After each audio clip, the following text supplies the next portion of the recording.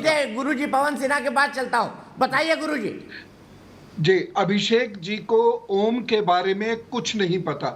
ओम एक ध्वनि है, जैसे कि अभी दीपक जी ने बताया, ओम एक ध्वनि है और इस ध्वनि को 3 अक्षर हमने दिए हैं, अकार, उकार, मकार, आ, उ, मा।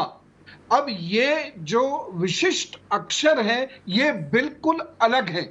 इसको अल्लाह के साथ जोड़ने का कोई अर्थ है ही नहीं। इसके पीछे केवल एक खराब इंटेंशन दिखाई दे रही है या फिर अज्ञानता दिखाई दे रही है और कुछ नहीं है। अब देखिए ना, हम ओम कहते लेकिन शिव नहीं कहते, हम ओम कहते लेकिन विष्णु जी नहीं कहते। जब हम कोई भी नाद करते, ये अनाहद नाद है, ये नाभि से उठता है, हृदय चक्र पर आता है, उसके बाद ये विशुद्धि होते हुए आज्ञा चक्र को ये इतने बीच में स्पंदित करता है जिससे ब्रह्म चक्र जागृत होता है।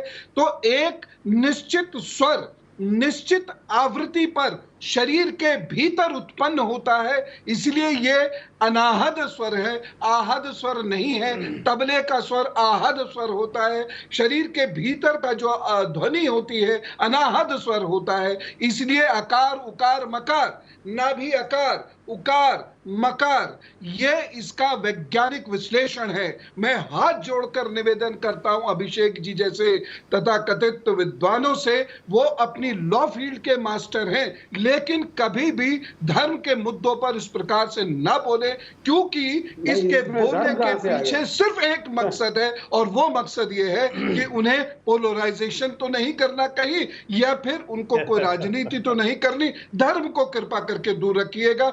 अभी अभय जी ने जो बात कही, शुरुआत जो की, बड़ी अच्छी शुरुआत की, लेकिन उसके बाद समस्या उनके साथ ये हुई कि वह अपनी बात कह नहीं पा रहे थे क्योंकि कुछ पार्टी के बंधन रहे होंगे, और अभिषेक जी को डिफेंड नहीं कर पा रहे थे क्योंकि उनको इस बात का सेंस है कि ओम क्या है। तो मैं अपनी बात पूर्ण कर रहा हूं ये कहते हुए कि अभिषेक जी इस क्षेत्र में बिना ज्ञान लिए मत आइए। ये एक निश्चित आवृत्ति का अनाहद स्वर है और इसको किसी अन्य शब्द अक्षर के साथ कंपेयर नहीं किया जा सकता।